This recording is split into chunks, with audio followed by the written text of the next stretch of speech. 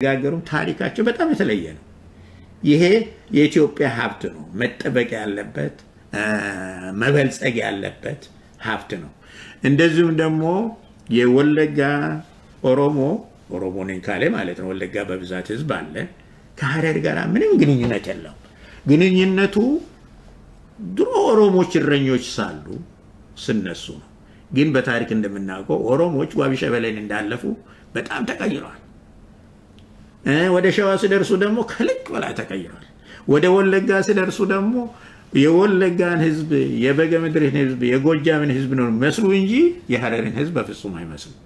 ምክንያቱም ባህላቸው፣ ቋንቋቸው፣ ታሪካቸው፣ ጋብቻቸው ከጎጃም ከበገምድር ከሸዋ ህዝብ ነው እንጂ ከሐረር ህዝብ አይደለም።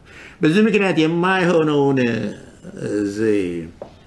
ምንድነው ዘበትና ውሸት ከመፍጠር በመድር ላይ ያለውን በመሬት ላይ ያለውን ማየትና ሀገሩን በዛ መልክ ማቀነባበር ነው አለ።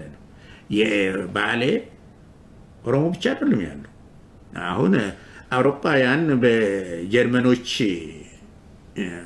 ምንድነው ኢትዮጵያን ከፋፍለው የራሳቸው ግዛት ለማድረግ በቄሶቻቸው አመካኝነት ኦሮሞ የሚባል ቃል የሚፈጠሩ ምድርም ፈጠሩ። ስፈጥሩ ሳለው ግን የኢትዮጵያ አካል እንዲሆን ብለው አይደለም። ጀርመኖች ከዚህ ወዲያ ሊገዙ ቅኝ ግዛትን ማድረግ አለባቸው በሚል ሐሳብ ነው።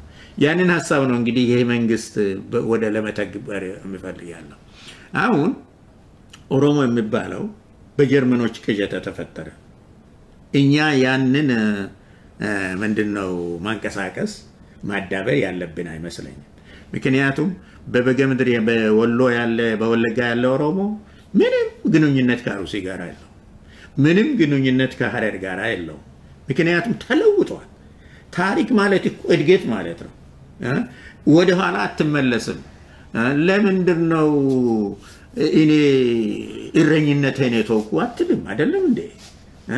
አሁን ቤተ መንግስት ተሰጥቶል ትልቅ ህንጻ ታንጾል አይ ነው ቤተ መንግስቱን ህንጻውን አልፈልግም እረኛ ሁኜ በበረሃ መኖር ነው የምፈልግ ትላለህ።